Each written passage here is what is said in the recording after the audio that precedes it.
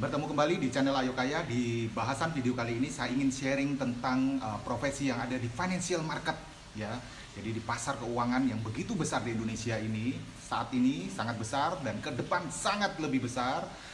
Apa yang istilahnya ide apa yang bisa dijadikan referensi atau salah satu mimpi bagi adik-adik atau bagi teman-teman siapapun yang ingin menjalankan profesi di bidang keuangan ini ya, karena sebagai background untuk penjelasan lebih lanjut, di Indonesia ini ada 6.000 triliun uang yang mengendap di bank ya, rata-rata mengendap di tabungan deposito ya, padahal di negara maju nasabah tidak ada yang mau taruh di tabungan atau deposito. Lebih banyak nasabah atau keluarga kaya atau keluarga yang punya uang yang simpan di bank itu kalau bisa jangan taruh tabungan deposito. Karena apa? Karena bunganya kecil.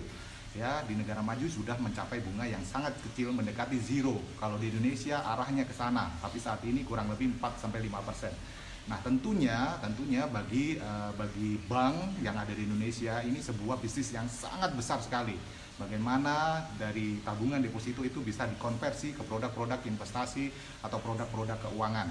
Bank tinggal menjadi agent dari sebuah insurance company, bekerja sama dengan sekuritas, bekerja sama dengan manajer investasi, bekerja sama dengan insurance company.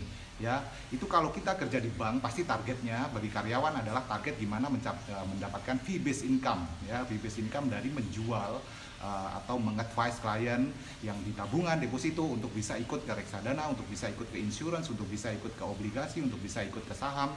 Bank mendapatkan fee ya, tapi itu fee untuk bank ya. Saya ingin sharing ke teman-teman saat ini di video ini gimana caranya fee tersebut adalah untuk kita sendiri. Kita harus mempunyai profesi yang ada di pasar keuangan. Tentunya profesi untuk bisa menjadi partner sebuah institusi keuangan ya, jika kita ingin jual mengadvise klien tentang saham, maka kita harus bekerja sama dengan satu sekuritas.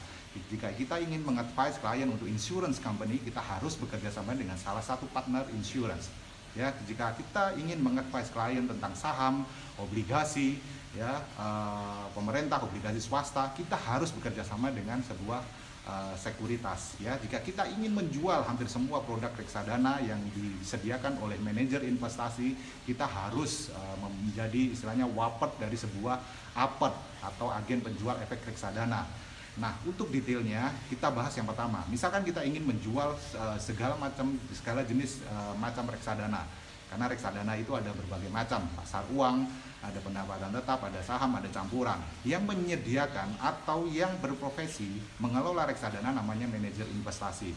Sedangkan yang istilahnya agen penjual efek reksadana ini bisa menjadi penjual atau distributor untuk beberapa MI.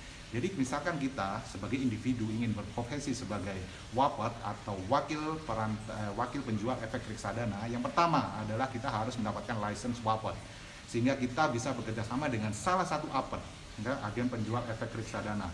Jadi kita pada saat mempunyai wapet dan bekerja sama dengan apet, kita bisa mulai untuk menjalankan profesi sebagai penjual reksadana ke klien-klien ya. Karena reksadana ada berbagai macam ya, reksadana pasar uang, pendapatan tetap, campuran saham, kita bisa advice itu ke klien ya, karena kebutuhan sebagian besar klien saat ini adalah gimana caranya menempatkan uang tidak turun secara nilainya atau bisa menang terhadap nilai atau kenaikan harga barang atau inflasi.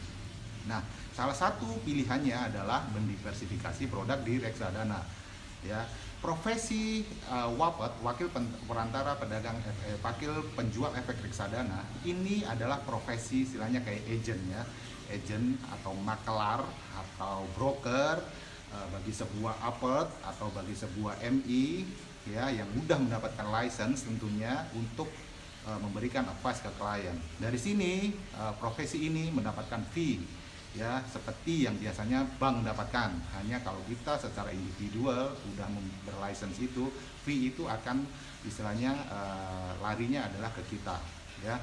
Yang kedua adalah jika kita ingin menjadi istilahnya penasehat tentang produk-produk saham, obligasi, maka kita harus menjadi sebuah profesi yang namanya WPPE ya, wakil perantara pedagang efek ya. Kita harus mengambil sertifikasi itu ya. Setelah mendapatkan sertifikasi itu, kita bekerja sama dengan satu sekuritas sehingga kita bisa mulai untuk mengadvise nasabah atau keluarga atau siapapun ya untuk investasi di saham ya.